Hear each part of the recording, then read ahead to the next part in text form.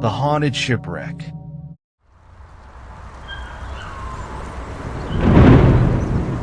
The ship had been lost at sea for over a century, its tail buried under layers of sand and salt. Only fragments of its story had survived. Rumors of treasure, whispers of a storm, and dark tales of the souls left behind. Its name, the Morning Star, was fitting, almost too ironic. They say it was the last to sail into a storm so ferocious it swallowed the ship whole, taking down all hands on deck and scattering the wreckage to the far reaches of the ocean. Over the years, divers had tried to locate her, drawn by tales of priceless cargo that had never been found. But each expedition ended the same way.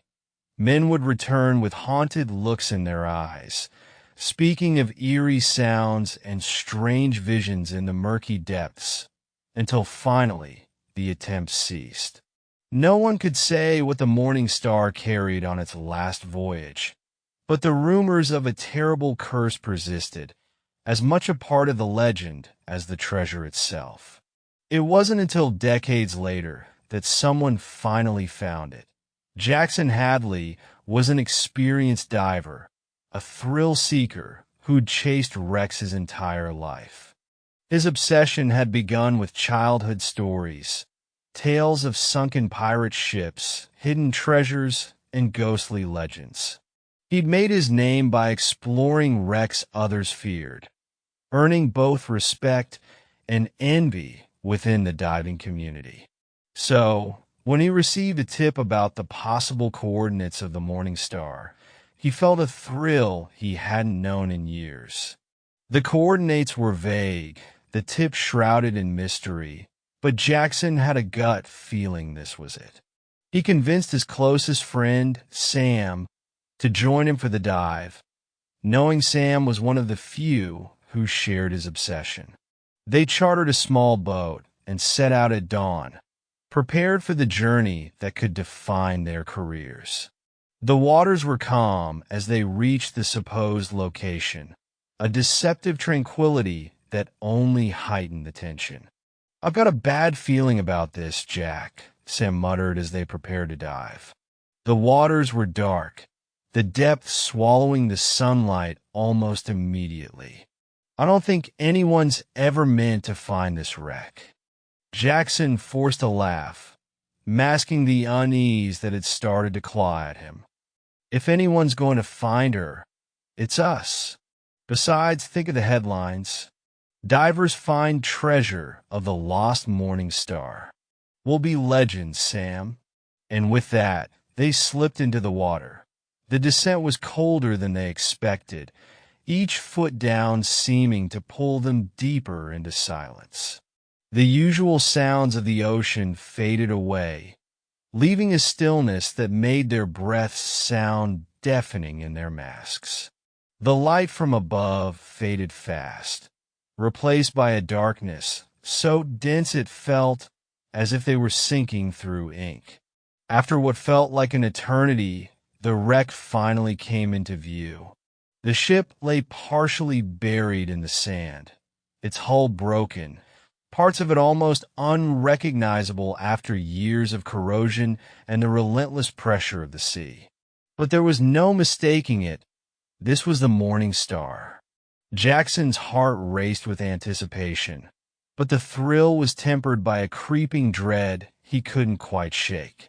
The ship looked untouched, preserved in the dark depths as if waiting for them. Its bow jutted out like a skeletal hand reaching for the surface, and even in the dim light, Jackson thought he saw something moving along the deck. They approached carefully, aware of the fragility of the old wood. As they neared the deck, Jackson noticed small, glinting objects scattered across the sand, bits of silver, tarnished but unmistakably valuable. He felt a rush of excitement, but as he picked up a piece, he heard a faint whisper in his ear. He froze, glancing at Sam, who looked just as unnerved. "You hear that?" Sam asked, his voice muffled. Jackson nodded. The whispers continued, an indecipherable murmur that seemed to echo through the water surrounding them. It was as if the ship itself was speaking, drawing them further into its depths. They moved along the deck, careful to avoid the rotting wood, until they reached what had once been the captain's quarters. The door hung loosely on its hinges, creaking softly in the underwater current. Jackson hesitated, feeling the weight of countless eyes on him, a silent audience from the depths. Inside, the room was eerily preserved, as if frozen in time. Papers floated through the water, and a large chest lay against the far wall, untouched. But it was the captain's desk that drew their attention. A small journal lay open, its pages stained but legible, with entries written in a hurried scrawl. The entries were short, fragmented, but the words that could be deciphered spoke of fear, despair, and a creeping madness. They described a storm, larger than any the captain had ever seen, a wall of black water that rose like a mountain, swallowing the horizon. And then, something else. The final entry was chilling. It watches from the depths. I fear we have angered something beyond our understanding. It is no storm that will claim us, but a curse, and we are its offering. If anyone reads this, may God have mercy on your soul. We belong to the sea now. Jackson shivered, his hand trembling as he turned the last page. But as he did, he caught a movement in the corner of his eye. He looked up, and his blood ran cold.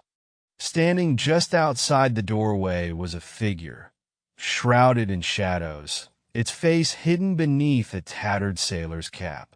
The figure's eyes were dark, hollow, and it stared at Jackson with a gaze that held an eternity of suffering. The whispers grew louder, filling the room, echoing off the walls until they became a single, tortured scream.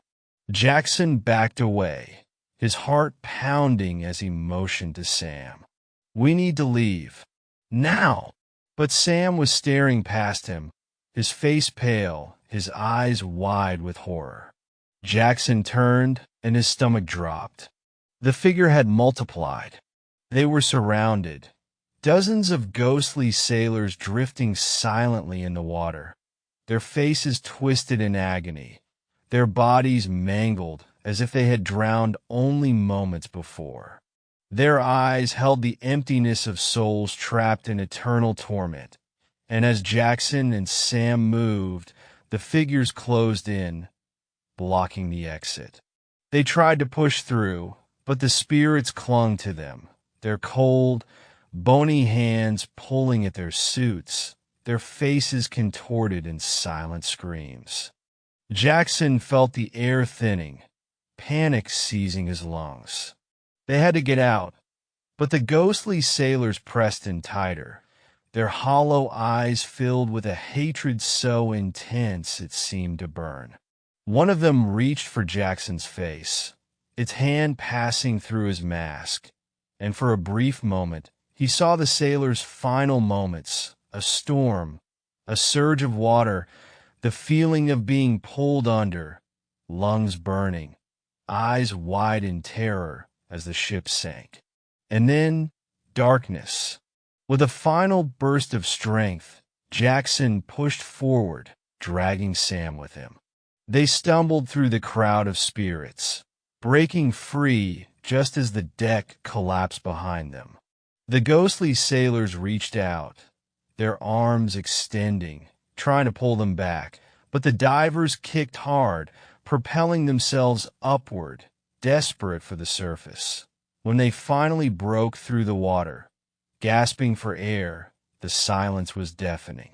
They clambered onto the boat, both of them shaking, unable to speak.